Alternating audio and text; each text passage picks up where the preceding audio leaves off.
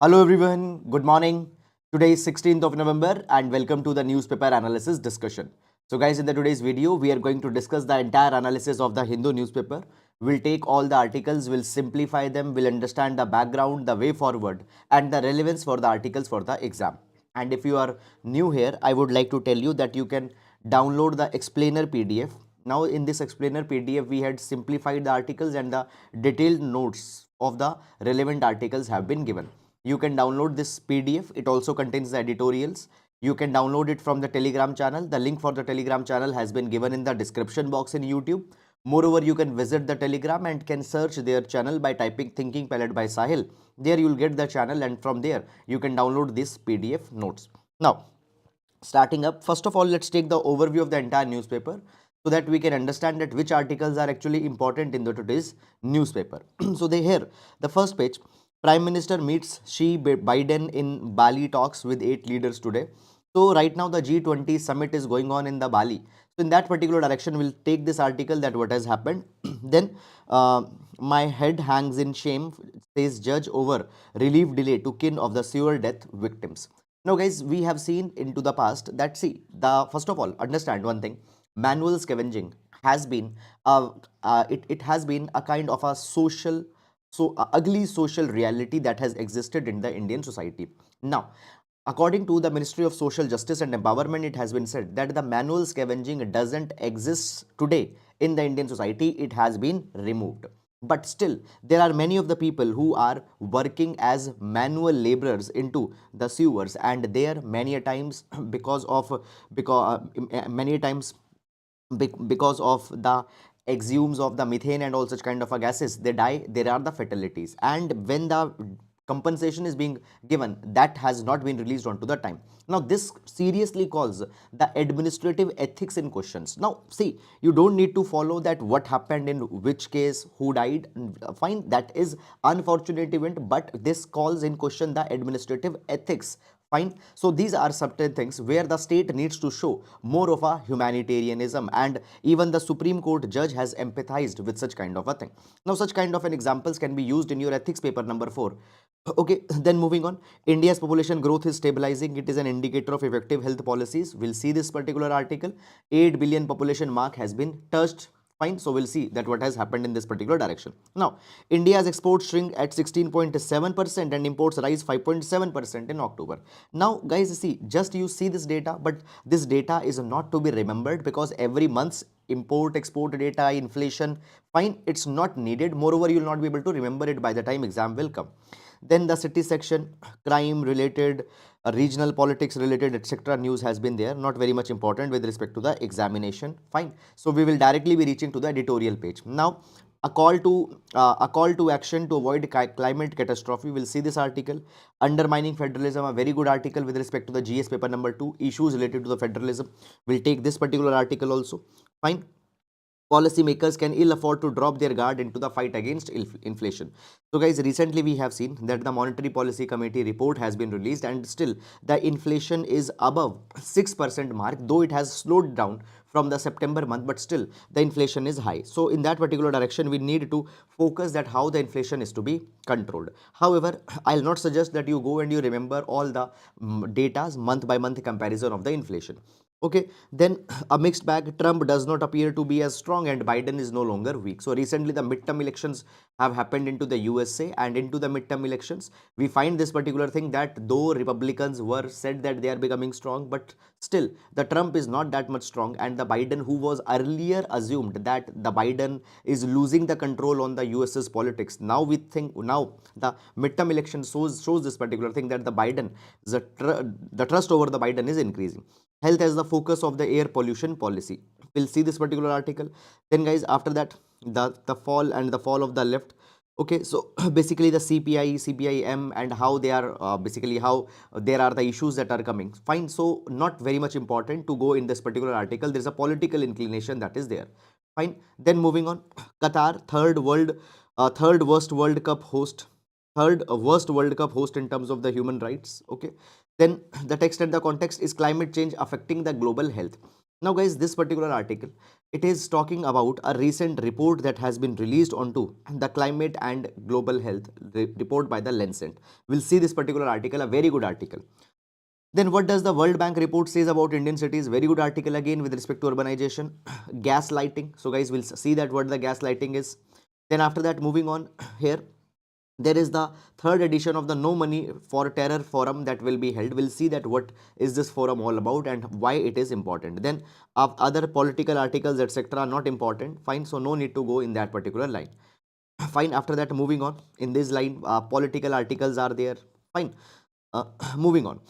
So guys, even into the world section, in Israel's foreign policy calculus, Iran looms large. So the hostilities between the Iran and Israel, blackout in Ukraine cities after Russian strikes. You don't need to follow this every day. So basically, more of an evolutionary details etc. have come onto the world page. And I tell you many number of times that when we talk about the news, particularly the international front, the news that are there, you need to see those developments which will have an impact on the Indian interest or where Indian foreign policy, okay, or such kind of things are mentioned. Day to day statements, views expressed by the leaders, okay, that is something you don't need to go too much in detail. Then coming on to the business page, 9 Russian banks open Vostro accounts for rupee trade, rupee ruble arrangement. We'll see this particular article. Then India set to plan thus to meet CEOs of the bank today to discuss slow deposit growth. Fine, India set to plan fix to capital gain tax. Okay, so basically guys, when we talk about the capital gain tax is levied. Suppose you have bought some asset. I bought a land, and suppose I bought land 10 years back. Fine, and now the land's price has increased. I bought a land, let's say, for 10 lakh rupees. Now its price is 50 lakh rupees. So 40 lakh rupees is my capital gain. And on the capital gain tax, there are many confusions that are there. They will be clarified. Then after that, the corporate trends etc. that has been given, not very much important. And then we have the sports page. So that is all guys about the newspaper overview. And now let's take all the articles one by one in the detail.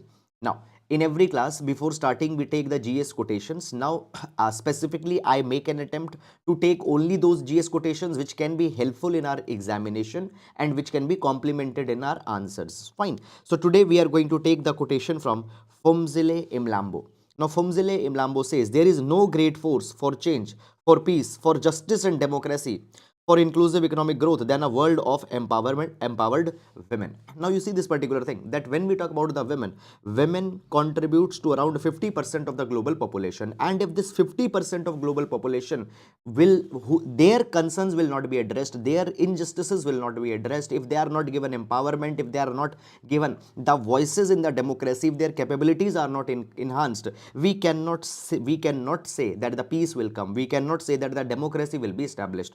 So world of empowered women will be the greater force to bring change, peace, to establish democracy, justice.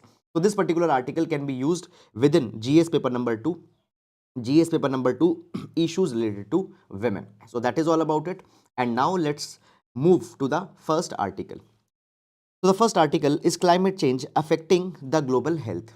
Okay, now this particular article guys will be very much important with respect to the GS paper number 2 issues related to health, and GS paper number 3 issues related to the environment and how the climate change or the environment is impacting the health. This particular link we are going to see in this particular article. Now understand this thing, when we talk about the climate change, it will impact agriculture, it will impact economy, it will impact the health, all these sectors. But when we are making these relations in our exam, we need to write the references of certain reports. We need to give some authenticity to our answers. Now that authenticity can be given because a report has been released by the Lancet Health Journal. So let's understand first of all what has happened. So recently, the Lancet Countdown on Health and Climate Change Report 2022 has been released. And as per this particular report, it has been said that because of the climate change, because of the fossil fuels that are leading to carbon emission, and that carbon emission, fine, the PM 2.5 emissions that are there because of the fossil fuels, several impacts onto the health are coming. Now, first, before going in this particular report, first of all, I want to give you some data from the WHO, World Health Organization. Now, according to the WHO, in the past, they have also said this thing, that the climate change will affect the social and environmental determinants of the health. clean air, safe drinking water, sufficient food, and secured shelter. So climate change is a kind of a disaster which will impact people on multiple fronts. Clear? Now, for example, it has been provided that number one, when we talk about the climate change that is coming, the climate change is driving more and more infectious diseases, more and more vector borne diseases. Understand this thing, that as climate change is coming, the waters are becoming more warm, and you know this thing, that the moisture and warmness are the two most congenial conditions for the infectious diseases, vector borne diseases such as the malaria, chikungunya, etc. They thrive in the moist and in the warm environment, and the coastal waters are becoming more and more warm, so they will give rise to more infectious diseases, and many of the emerging diseases, co-epidemics, will be increased because of this particular thing. It has been provided that the coastal waters which are warmed, they are suited for the transmission of the vibrio pathogens. Now what are the vibrio pathogens?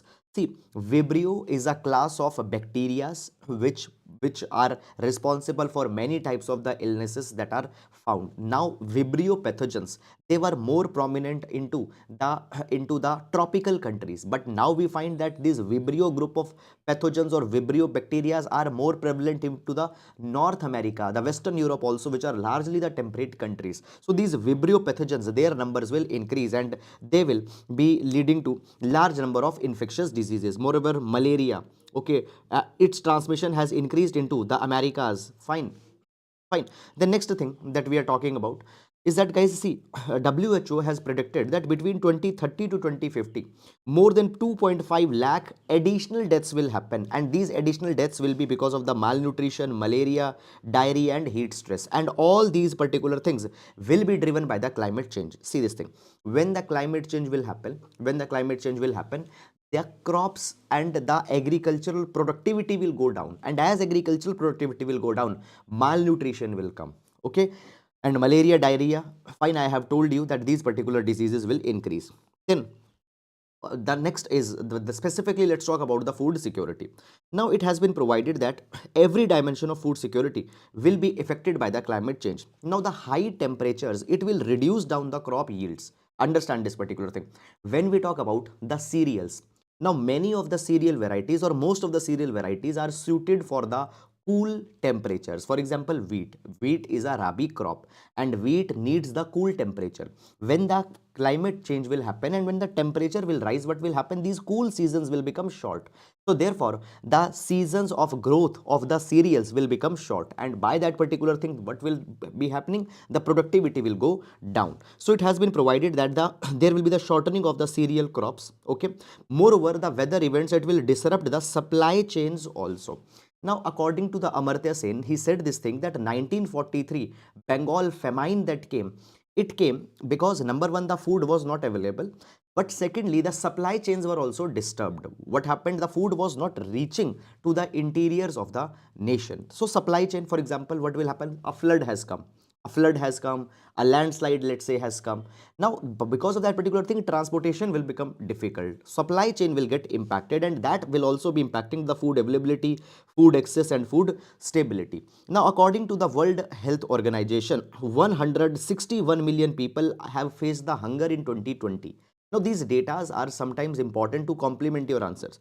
So, 161 million people had faced hunger in 2020, and this particular number will go up because of the Russia-Ukraine war that is going on. Already, because of the COVID-19 pandemic, the hunger has increased, but now it will go more up. Now, second thing is that the Lancet report has specifically highlighted that the world is dependent on fossil fuels, and this dependency is increasing more and more. Why? You see this particular thing, that when we talk about the Europe, now Europe had a energy transition plan. What was this energy transition plan? Europe provided this particular thing, that they will replace the coal. First of all, they will transition to the natural gas, which is relatively cleaner than the coal, and from natural gas they will transition to the renewable energies, and by that particular thing they will achieve their carbon neutrality.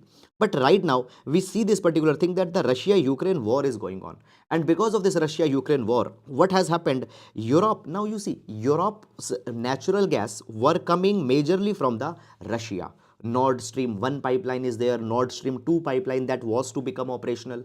Moreover, other gas pipelines were there. So Russia was providing the natural gas to the Europe. But now because of the Russia-Ukraine war, natural gas is not coming to the Europe, and Europe is again falling back onto the coal. Okay, because of that particular thing, dependency on coal has increased, and this particular thing will lead to a large number of problem. Carbon emissions will increase, PM 2.5 will increase, more of the glacial ice will melt. Then what can be the way forward in this particular direction? Number one, there needs to be the health centered response to climate, energy, and cost of living crisis. Now you see this thing: climate change, the climate change, the ease of living, the health, economy, productivity, all these things are linked together. We need to first of all identify their link.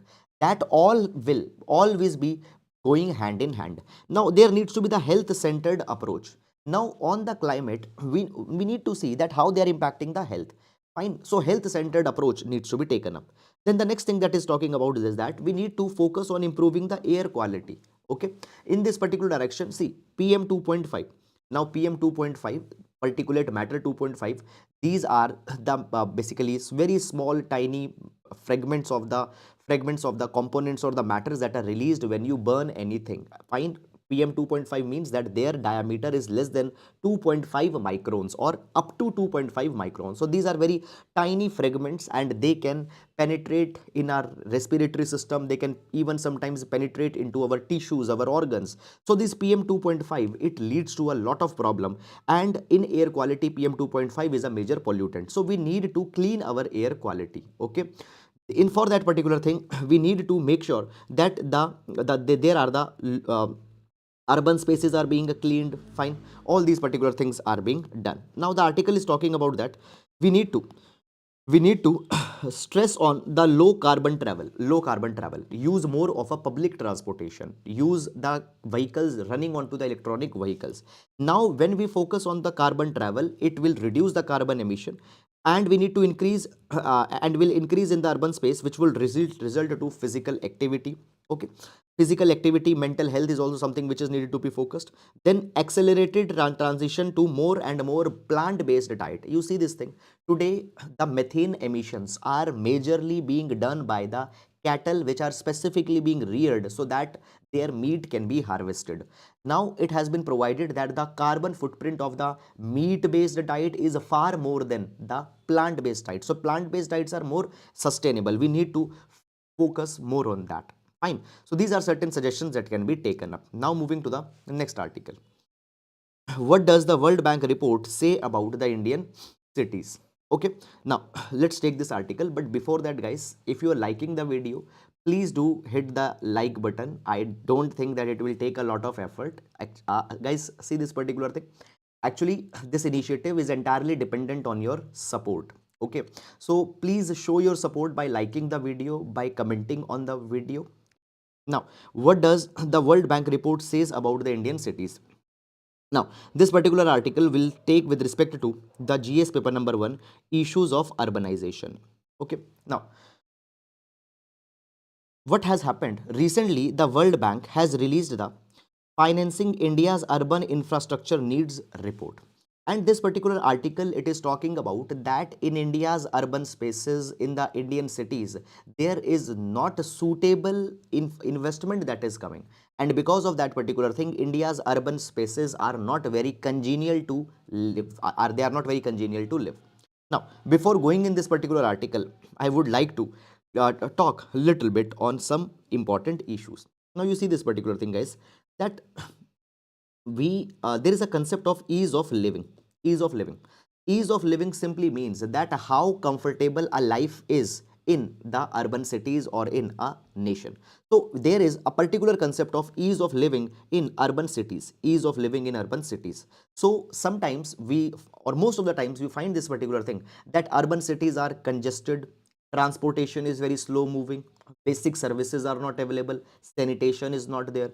Because of that particular thing, a common man's ease of living gets impacted. And particularly in India, according to the global livability index, India's metropolitan cities, they rank worst into the ease of living index. So ease of living, particularly ease of living into the urban cities, is not very much good. It is because the municipalities, it is because of the urban corporations have not performed very good. Now, according to this World Bank report, that is Financing India's Urban Infrastructure Needs report, this report says that India need to invest $840 billion over next 15 years to make our urban spaces livable. What it means? It means that every year we need to invest around $55 billion to meet the demands of the growing urban population. Okay, so this much money is needed. Now, understand this particular thing, guys, that the article, it is talking about that how this money will come. Fine. So the money for the urban infrastructure can come from public sector, it can come from the private sector, public investment, private investment. Now when we talk about the present, how we are investing the money into the urban spaces, little bit of a breakup I'll give you. So basically, guys, right now the urban cities are being financed via the intergovernmental fiscal transfers. There are the vertical transfers and the horizontal transfers that are being given. Now, what is the vertical and horizontal transfers? See this particular thing, guys. Just let me take one example. There is a body called as Finance Commission, which is constituted under Article number 280 of the Indian Constitution by the President of India.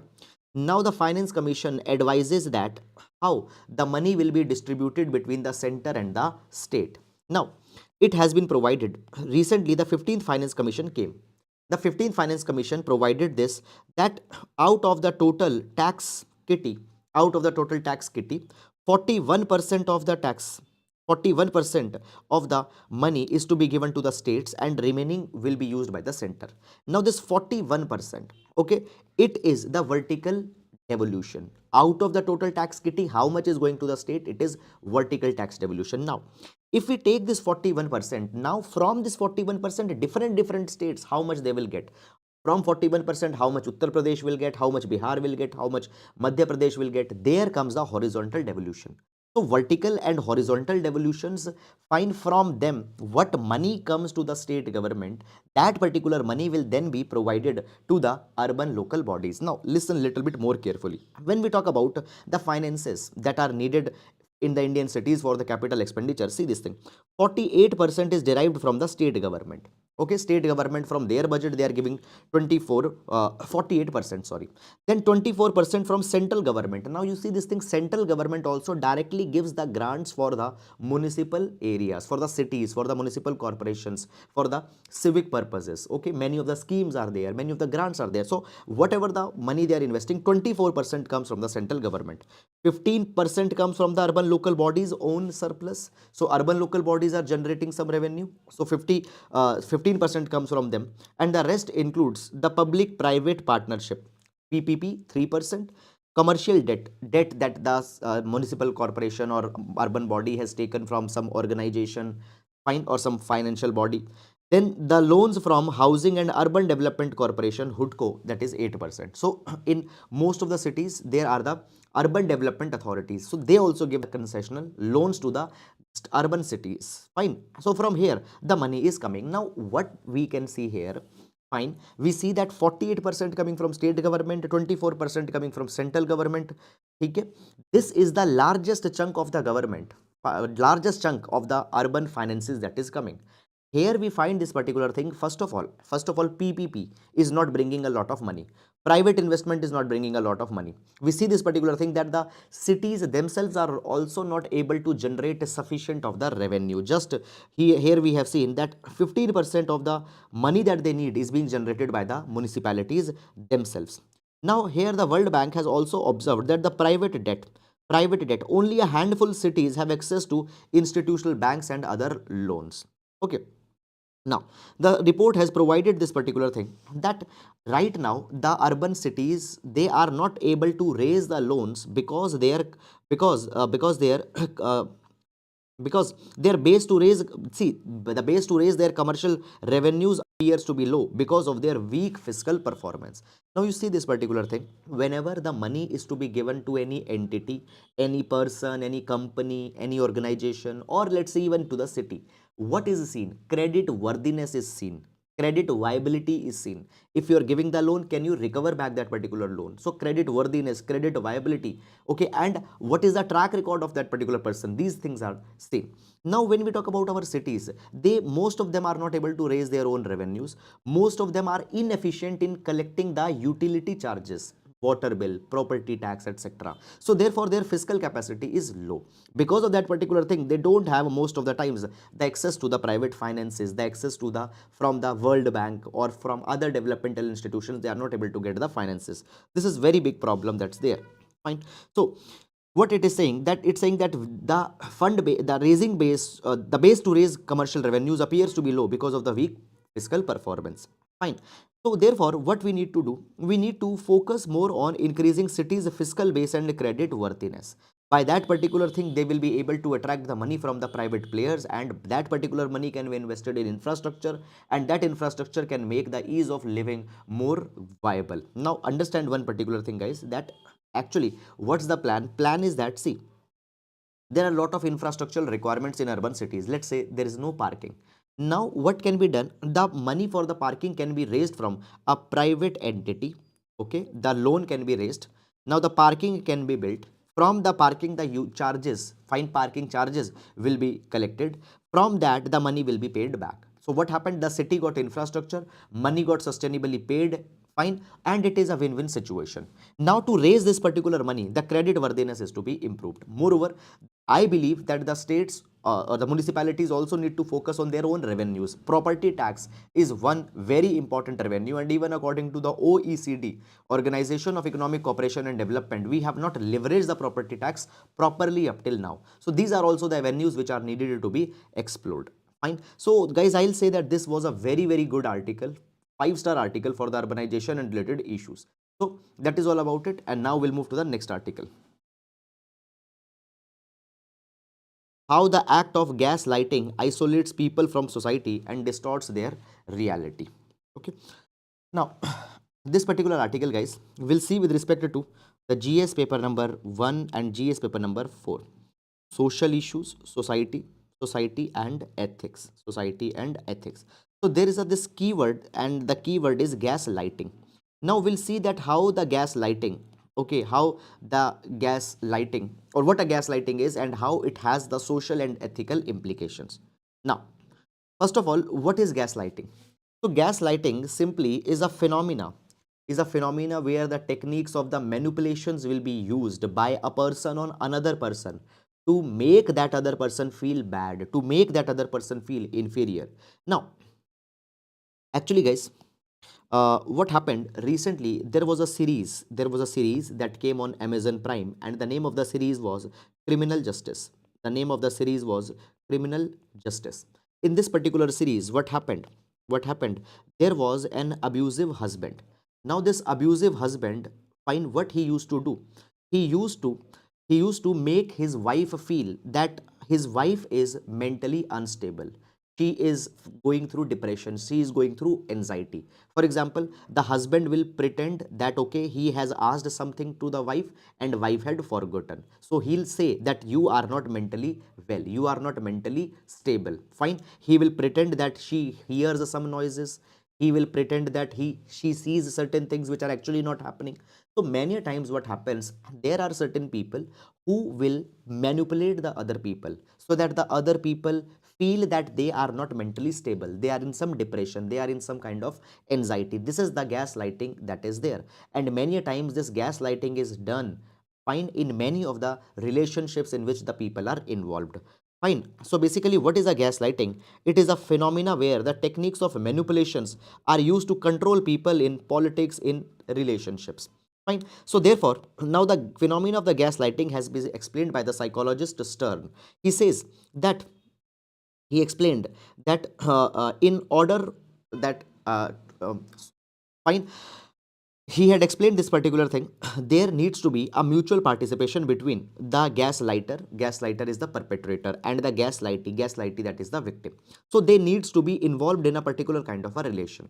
Fine. Now what will happen, a person is gaslighted and a person is made realized that they are experiencing confusion, anxiety, fine, they will be realized that they don't have trust in themselves. Okay, now in the gaslighting, what will happen? The perpetrator will isolate the victim from the society, will isolate the victim from their closest circles, their friends. Okay, so this is something that happens. Now when we talk about this gaslighting, in the gaslightings, the negative stereotypes, fine, gender, caste, class, ethnicity, these particular things will be used for creating a low self-esteem into the person. Now when we talk about the gaslighting, gaslighting actually prevails onto the already existing social inequalities, social stereotypes. For example, for example, what is being said? Suppose there is a husband, and then there is a wife. There is a husband and there is a wife. Now the husband is gaslighting the wife. It means that the husband is making wife feel that the wife is having anxiety, she is facing mental depression, she is facing all such kind of an issues. What will happen? Basically the gender stereotypes will be used.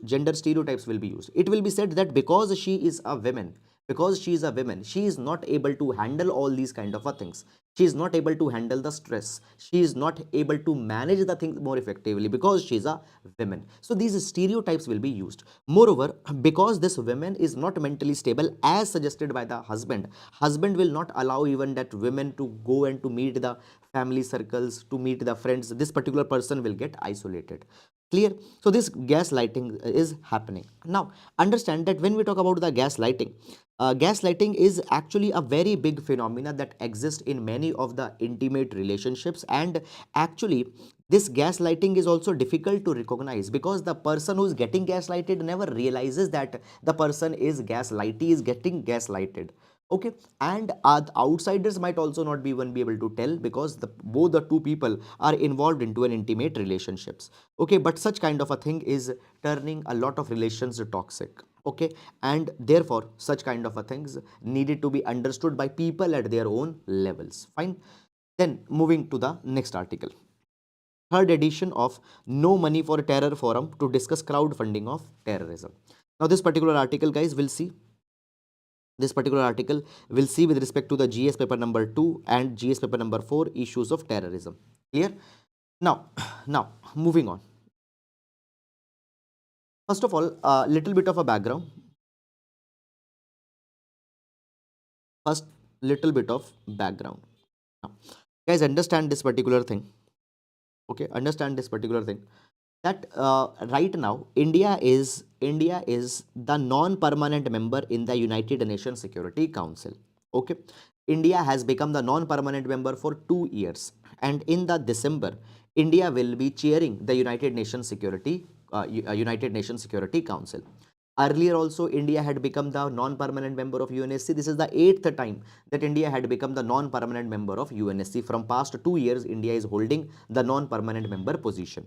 When we talk about the UNSC, in UNSC there are the 15 members that are there, 10 non-permanent members and the 5 permanent members. And right now, India being a non-permanent member is playing a very active role in propagating the terrorism, as how terrorism is a big challenge that all the countries are facing.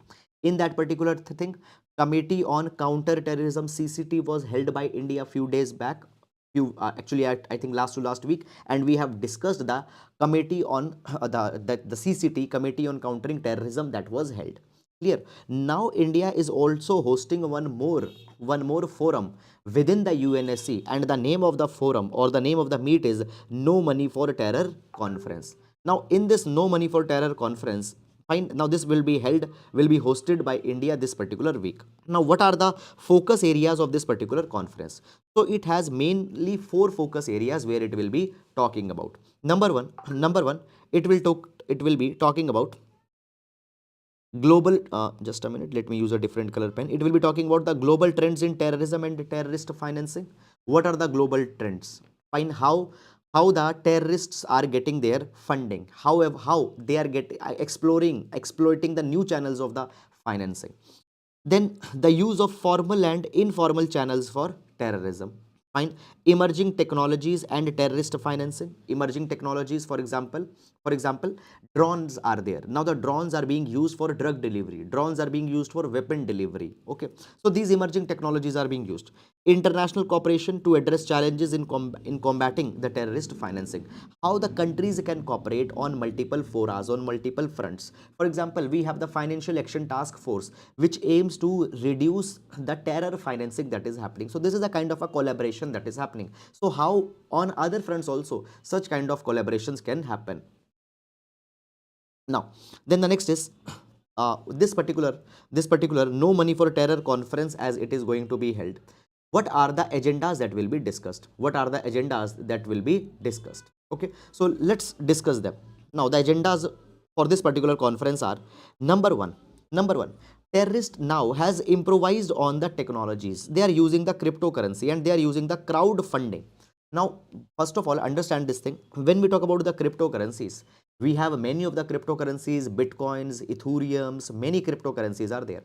Now, these cryptocurrencies, you might be knowing that they have become quite popular, but these cryptocurrencies are not backed by any bank. Fine, these cryptocurrencies are held into the anonymous wallets and they can be transferred in a very anonymous manner, and these bitcoins can be encashed then. Now what is happening? These bitcoins are being given, these bitcoins are being used as a source of funding for the terrorist activities, and they are not under the government's radar. So how the cryptocurrencies can be controlled so that they are not financing the terrorism? This is one thing.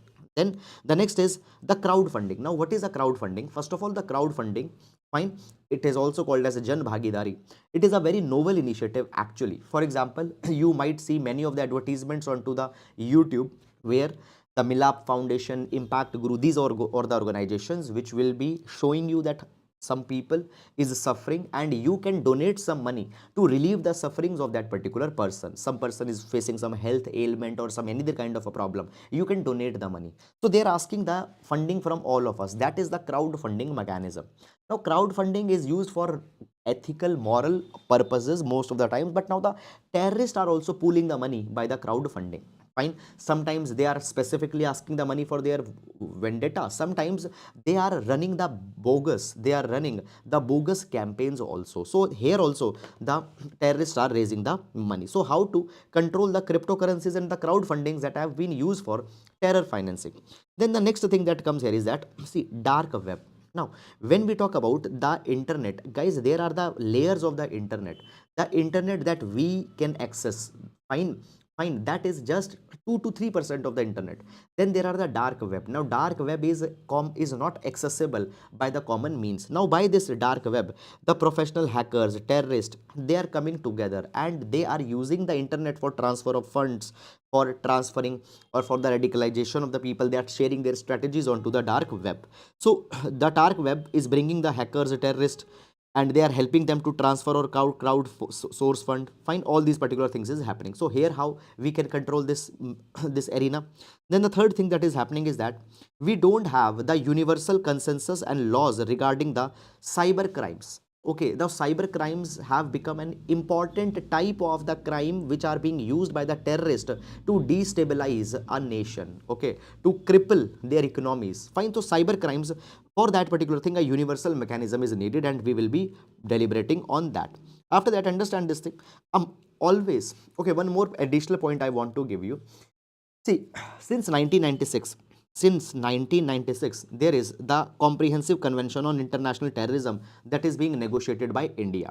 Okay, now India says this particular thing that we don't have any one convention, and you'll be amazed to hear this thing. Every country says that terrorism is the biggest problem, but we don't have a single convention catering to all the areas of terrorism. India is propagating it since 1996, Comprehensive Convention on International Terrorism, but up till now it has not been passed. Why? Because the terrorism's definition has not been cleared. So India will further be pushing forward that we need to have the collaborative, we need to have the multi-stakeholder initiatives. Okay, multilateral, multi-stakeholder approach needs to be there. Fine, so that we can tackle the terror financing and all such kind of things. And even a convention is needed onto the lines of the CCIT that India is proposing since 1996. This is an additional point that you can talk about. Now we will also be discussing an effective legislative framework that can ensure that internet service providers, okay, media platforms work towards the dissuasive self-regulation. Okay, they self-regulate them. Okay, then these are the things that are going to be discussed onto the onto the no money for terror conference. So this is all guys about this particular article. I hope that you have understood it, and now we'll move to the next article. India's population growth is stabilizing. It is an indicator of effective health policies, says United Nations. So this particular article will see with respect to the GS paper number 1, issues related to population. Issues related to population. Now, issues related to population. Now see this particular thing. Yesterday, the world has crossed the 8 billion population mark. Okay, and every year we see this particular thing that the population is increasing. India is also the major driver of the global population. And in this particular capacity, guys, see this thing. Already the United Nation World Population Prospect Report have provided that India will surpass China by 2023 as the most populous country. That will happen. Now, in this particular direction, there are certain findings that have been given by the United Nations into the population. Let's see what it is talking about. So we have seen that the world population has touched the 8 billion mark on Tuesday, and India is actually the largest contributor in achieving this particular landmark. Fine, India is the largest contributor, and by next year, India will become the most populous country into the world. Now, the United Nations have provided this particular thing that though population is increasing, India's population is increasing, but India has played a very important role in the family planning practices, and actually India's population is stabilizing. Fine. So though the population is increasing, but this is a stabilization that we are seeing. Now, it has been provided that in India, the stabilization is coming into the population. There is a decline into the fertility rate. There is the increase in the adoption of the modern family planning. Fine. Now the people are using the modern contraceptives, female contraceptives, male contraceptives, modern contraceptives we are using. Though more contraceptives that are there, they are being used by the females. And just one additional thing I want to tell. Actually, guys, in India, we also see that there is the sex patriarchy also, contraceptive patriarchy also. When the contraceptives for the family planning are to be used, the males expect that the women should use the contraceptives, for example, using the pills, using the copper teas and all such kind of a thing. So there is a sex patriarchy also. But anyhow, the contraceptive prevalence is increasing. Okay, and we see this particular thing that contraceptives are being used by 56.5 percent are people are using the contraceptives. It is more than the 47.8% people who were using it in the 2015 and 16. This data is from National Family Health Survey 4, and the present data 56.5%, it is from National Family Health 5. So by the use of more contraceptives, by use of better family planning, the population of India is now stabilizing. Now it has been provided that there is a reduction in unmet need for family planning by 4 percentage points. Unmet need, the people needed to get contraceptives, but they were not getting it, so that unmet needs have also been reduced by 4 percentage points. Moreover, guys, government has also worked effectively and had inculcated the family planning values in the people. For example, government is running a specific scheme, though not mentioned in this article, but you might have heard about the Mission Parivar Vikas. Fine, Mission Parivar Vikas. Now, the Mission Parivar Vikas is a scheme where the government is providing contraceptives, government is bringing the behavioral changes in the people. Okay, so by that also government has worked effectively. Now, guys, as we are talking about the population growth, fine, there is a concept of total fertility rate that comes. Total fertility rate. Total fertility rate means that how many birth a woman will give during her reproductive age. So we see this particular thing that the fertility rate is more than 2.1 in only 5 of the states, that is the Bihar, Meghalaya, UP, Jharkhand and Manipur. These states are the drivers, majorly the drivers of Indian population right now. But other states, there the total fertility rate has reached to less than 2.1, 2.1 to 1.7. Fine, so majority of the states, the total fertility rate has reached in the range of 2.1 to 1.7. So actually on a whole, India's population is getting stabilized, the fertility rate are getting stabilized, and in this the family planning practices have played a very important role. So that is all guys about it, and now let's move to the next article. Undermining federalism, eroding the state's autonomy. Now this particular article will see with respect to the GS paper number 2, issues of federalism, okay, or federal issues. Fine. Now this is actually a very very important topic and a question on such kind of a lines can be asked, expected into the mains examination. Now you see this thing, you might have heard the word cooperative federalism, bargaining federalism, which is a core feature of Indian political system. But nowadays there is a new word which has become quite a popular, actually not nowadays, from past 3-4 years the word has become quite a popular, that is combative federalism, coercive federalism, frictional federalism, confrontational federalism. All these types of federalism shows that there are the imminent disputes between the center and the states. Now the article is talking about that today the federalism in India has got undermined. The center is not respecting the states' autonomy, states' own fiscal spaces. Now there is a reference of the Niti Aayog that has been given. So you know this particular thing, that in 2015 Planning Commission was replaced by Niti Aayog, and one of the agenda of the Niti Aayog that was provided at that point of a time was this, that the Niti Aayog want to enhance the cooperative federalism in India. It was provided that the states of the unions, they don't want just to become the appendages of the center, just the extension of the center. The states need to be independent, okay? And in that particular thing, the Niti Aayog will be helping that how the federalism can be enhanced in India. Niti Aayog also had a mandate that one size fit all approach, fine, which was there into the central planning, it will be removed, okay? Needless tensions between the center state relations will be reduced, and the national effort will be made to increase the harmony, okay? So basically cooperative federalism will be enhanced. That was the agenda of the Niti Aayog in the simpler words, fine, that was there. But we find that the mandate of the Niti Aayog to enhance the cooperative federalism has not been largely met. There are still many issues that are there. Now let's understand the issues one by one which are there. Number one, we see this particular thing.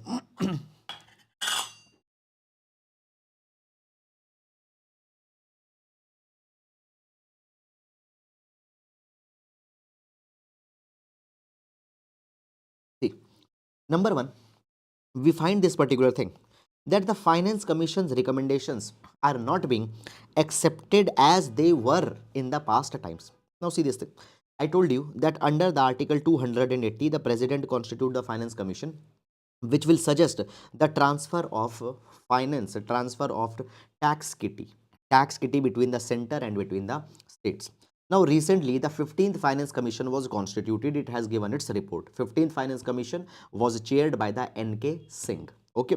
Now the 15th Finance Commission recommendations for the transfer of money to the states has been treated as an award and a package. It has been provided that all the recommendations of the 15th Finance Commission has not been accepted. Let's take some examples. Now, 15th Finance Commission has recommended a special grant to some of the states to ensure the tax devolution in 21-22 in absolute terms should not be less than the devolution is 29-20. Now you see this particular thing. We have seen this particular thing that the GST has come, and GST had removed all the indirect taxes. Earlier, when the GST was not there, there were certain taxes that the state had with them. They can increase that, they can reduce them. If there is a revenue shortfall, they can increase those taxes and can get the money. But with the coming of GST, that power of the states had went away.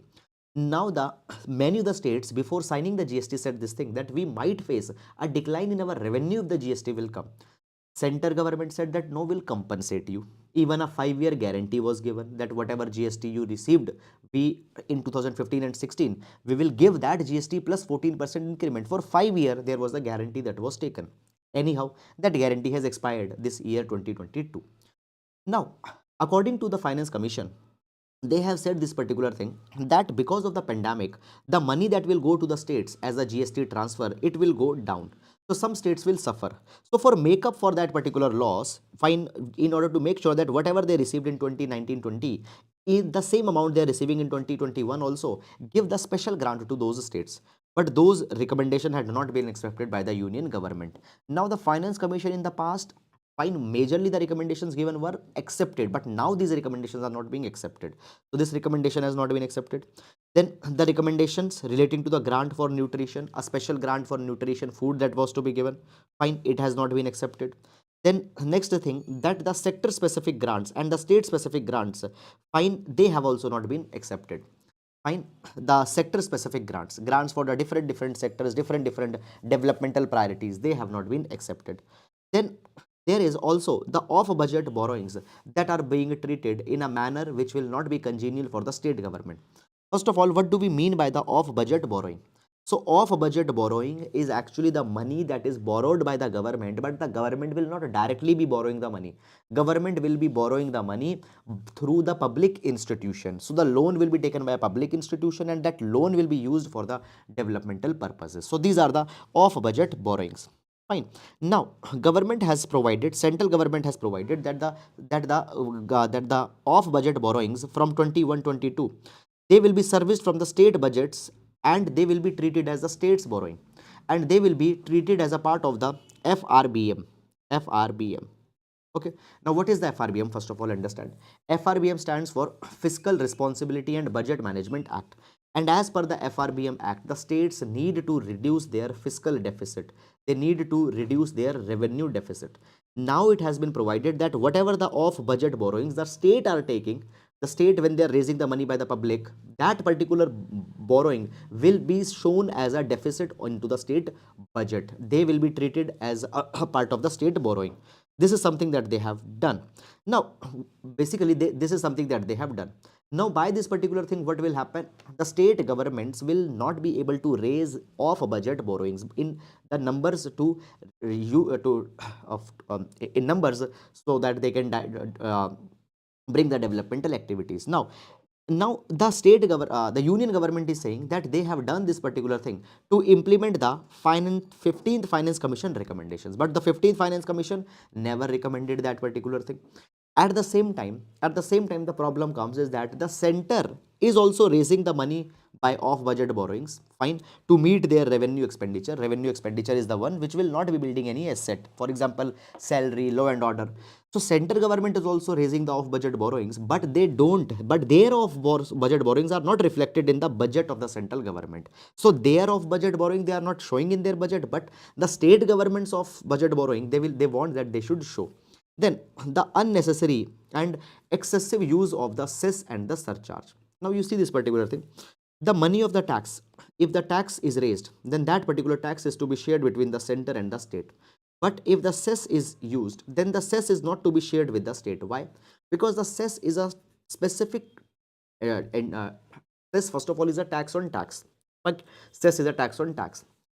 Now, when the cess is being imposed, cess is imposed for a specific purpose. For example, Swachh Bharat cess is there. Now, Swachh Bharat cess money will be collected only for the Clean India mission. So, cess are for specific purpose, and the cess money is not shared with the state government. What government has done now, central government, they had levied more and more kind of a cess, and they had raising a lot of money by the cess. It has been provided that the cess and the surcharge today, they constitute around 20% in the budget estimates. Total tax revenue that is coming, out of that total, 20% is coming by cess. This number has increased a lot. Now, when we talk about the 15th Finance Commission, if you remembered, I explained you in the previous article, vertical and horizontal distribution. So the 15th Finance Commission had provided that 41% of the devolution money is to be given to the states. But up till now, this 41% money has not come. Maximum 29.6% share has come. Okay. What is happening? More money is being diverted by the cess. Clear? This is something that is happening. Then basically, it has also been provided that from the long time, the state governments are asking that the centrally sponsored schemes are to be reduced. Even there was a subcommittee on chief ministers which is appointed by the Niti Aayog. They has also talked about the central sponsored schemes are needed to be reduced. Now you see this particular thing. Central sponsored schemes are those schemes where both the center and the state government will be bringing the money, and the implementation will majorly be the responsibility of the state government. Now, basically it is being provided that there are so many of the central sector schemes today. The central sector schemes have been merged under the 28 headings. Many times these central sector schemes, okay, sorry, central sponsored schemes. Sorry, I have used word the central sector. No, it is a centrally sponsored. So centrally sponsored schemes, many times they are working into those areas where the state government will have more responsibility. And actually, by the way of the centrally sponsored schemes, many times the central government is interfering into the state's arena. This is also one more issue. And then finally we see this thing, that the agricultural farm laws, three farm laws that came, you know, that agriculture, most of you might already be knowing that agriculture is a state subject, but still the union government brought the farm laws onto the agriculture. What they did, they used the entry 33 of the concurrent list, which gave an extraordinary power to the central government. And entry 33, it was provided, will be used only into the times of crisis, not into the normal circumstances. But by using entry 33, what government has done, government has interfered into the agriculture, which has traditionally been the arena of the state governments. So these are all the issues where the confrontation is coming, and therefore the word confrontational federalism is becoming more and more important. So that is all about it, and now we'll move to the next article. Health as the focus of air pollution policy. Now this article will see with respect to the GS paper number 3, environment. Okay guys, when we talk about the air pollution has become a very big problem, particularly right now in the Delhi. The air quality is poor and poor, and even the Supreme Court and National Green Tribunal, I have told you multiple number of times, they have said that the Delhi becomes the gas chamber, and the article number 21, right to health, right to life, gets violated when the clean air is not there. Okay, now basically according to the Lancet report, fine, they have provided that in 2019, out of the total deaths that happened in India, 17.8% of the deaths happened because of the high exposure to the pollution, poor quality of air. 17.8%, it is very big number. These people are dying because of the pollution. Now understand this particular thing, that when we talk about the India, we have multiple laws which aim to reduce the pollution, which aims to improve the air quality. We are running the schemes, we are running the laws, but still they are not successful. The issue that is there is that there is the isolated nature of policy making. There is insufficient understanding. Actually, when we talk about the pollution, we are treating pollution as a mechanical problem. We are not seeing the pollution as a problem related to the health. So health and pollution are not being seen together. Now it has been provided that, guys, recently a paper was published by the Center for Policy Research, and it has shown that the health sector representatives, they are just 5% in the state pollution control board. So we have the state pollution control board and the central pollution control board, which are chiefly responsible in controlling the pollution. So their health representatives are just 5%. So simply the health representatives are not given their important place, and if the health, it doesn't feature out into the important policy decision discussions on pollution cannot be controlled. Now there is one good case study that is actually there, that is the Ministry of Health. They established a steering committee on air pollution, and this steering committee on air pollution took an exposure centered view. Okay, that how people are exposed, how people's health are getting impacted by the pollution. So exposure centric view was taken.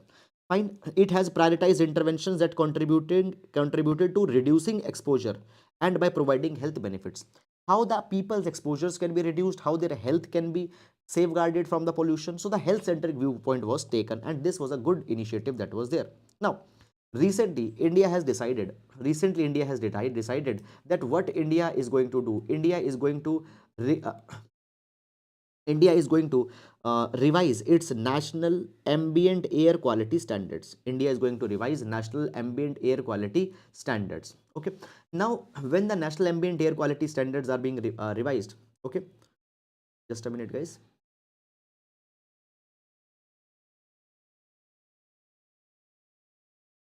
Guys, I hope that the voice is clear.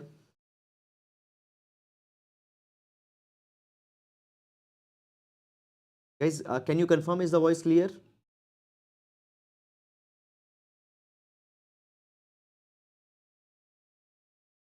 Okay, thank you. Now, so what we were talking, yes, the pollution has become a very big problem, and now we are going to reform the ambient air quality standards. When we talk about the ambient air quality standards, it contains the 12 pollutants, okay, and their proportion into the air will be seen.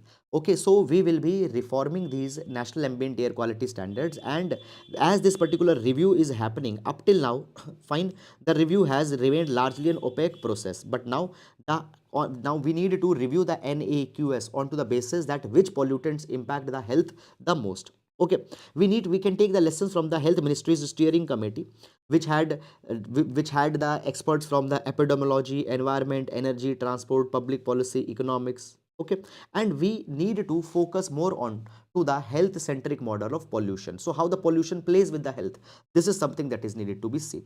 Fine. Now moving to the next article, a call to action, a call to action to avoid the climate catastrophe. So guys, now the COP27 is going on into the Egypt, and every day this article, one article onto the environment is going to come. Clear? Now that is something. This particular article will see with respect to the GS paper number 3, environment and climate change. Now the article, it is talking about that we need to act immediately to avoid the climate catastrophe.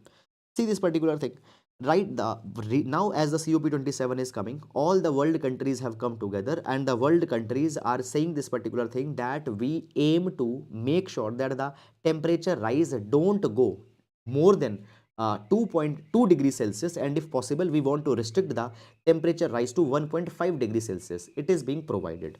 Okay, now understand this particular thing. It has been provided that the climate change, when we talk about it, it actually requires a cooperation between all the nations. Okay, if all nations will not come together, we cannot achieve the goal of restricting the temperature rise at 1.5 degrees Celsius. We see that all the countries in the world are impacted by the climate change in a similar capacity. There are floods in Pakistan, heat waves in Europe, forest fires in Australia, hurricanes in USA. All the countries are impacted by the climate change.